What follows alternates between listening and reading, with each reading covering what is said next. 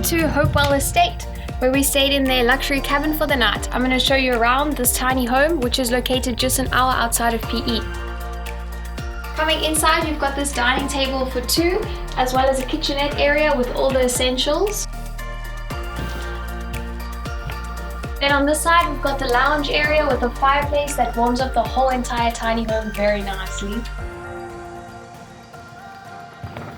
Entering the bedroom, we've got this huge comfy bed overlooking the beautiful view.